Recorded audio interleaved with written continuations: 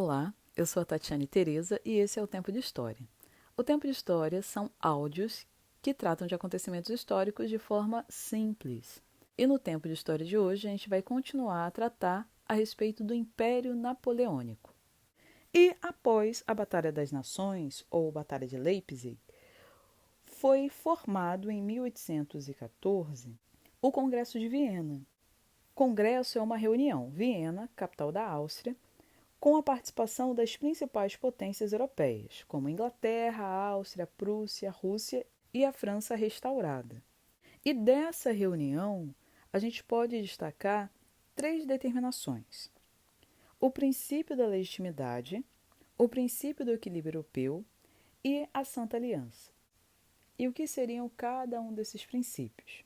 O princípio do equilíbrio europeu era a respeito da união das nações para o, entre aspas, conserto da Europa, para o equilíbrio da Europa, lutando contra os ideais revolucionários e liberais, estabelecendo assim uma ajuda mútua para conservar a antiga hegemonia europeia, para restaurar os privilégios do antigo regime, delimitando novas fronteiras europeias, redesenhando o mapa europeu na era pós-napoleônica. Princípio esse que está intimamente ligado ao princípio da legitimidade.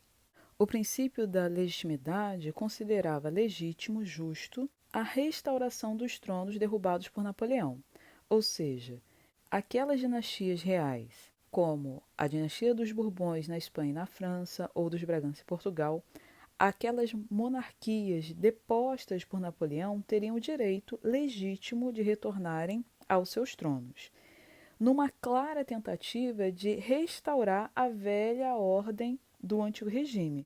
E também, segundo tal princípio, seria legítimo restabelecer as fronteiras das nações como eram, mesmo antes do expansionismo bonapartista ou até mesmo antes da Revolução Francesa, algo que não foi respeitado nem mesmo pelas próprias potências do Congresso, que na verdade se aproveitaram para anexar outros estados mais fracos, como por exemplo, a Prússia anexou a Saxônia, a Westfália, parte da Polônia e a região do rio Reno retirada da França. Já a Áustria anexou parte dos Balcãs, a região balcânica, porém perdeu a Bélgica e também teve que aceitar a Confederação Germânica, a qual substituiu a Confederação do Reno, constituída por Napoleão, e era formada por 38 estados germânicos que posteriormente formariam a unificação da Alemanha. A Rússia anexou a Bessarábia, parte da Polônia e a Finlândia. E a Inglaterra obteve pontos estratégicos ao seu comércio marítimo industrial capitalista, como a ilha de Malta, no Mar Mediterrâneo, a colônia do Cabo, no extremo sul do continente africano, e o Ceilão, no Oceano Índico. Porém, a mesma Inglaterra não concordou com a Santa Aliança, assim como os Estados Unidos também não concordaram. A Santa Aliança, como o próprio nome diz, era uma aliança, uma coligação militar que atuaria contra as transformações revolucionárias, dando o direito aos países do Congresso de Viena de interferirem ao se sentirem ameaçados por movimentos liberais, e especialmente os movimentos de dependência de suas colônias, inspirados nos ideais iluministas e na Revolução Francesa. E é nesse ponto que a Inglaterra e os Estados Unidos se opuseram.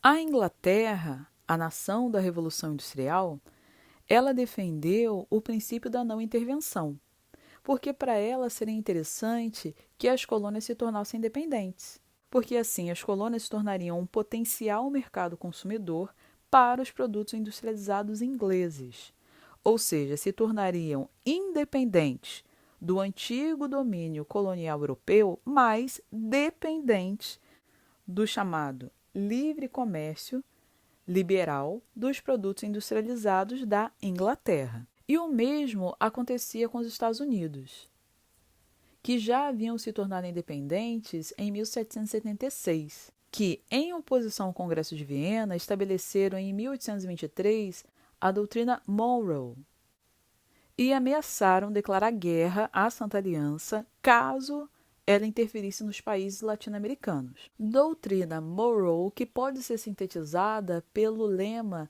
América para os americanos, no sentido que os Estados Unidos defendiam os interesses dos povos americanos de se autogovernarem, de se governarem a si próprios.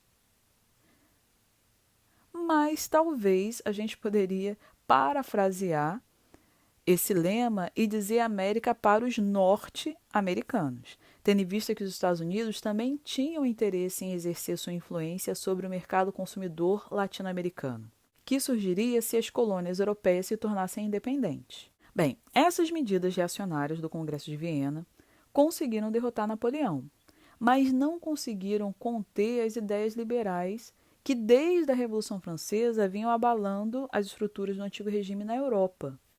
E há quem diga que, frente às perseguições que vigoraram na Europa durante o Congresso de Viena, muitos defensores dos ideais liberais passaram a se reunir em sociedades secretas, como a maçonaria, por exemplo, que eram contrárias ao avanço reacionário do absolutismo e que teriam contribuído para a independência até mesmo de países latino-americanos como o Brasil.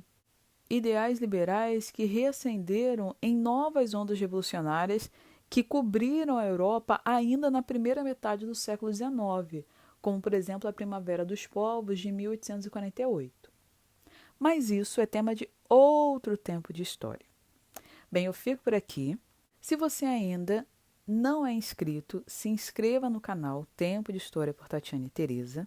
Ative o sininho para receber notificações de novos vídeos e siga a página do Facebook, do Instagram e o perfil do Twitter para se manter atualizado. Até a próxima!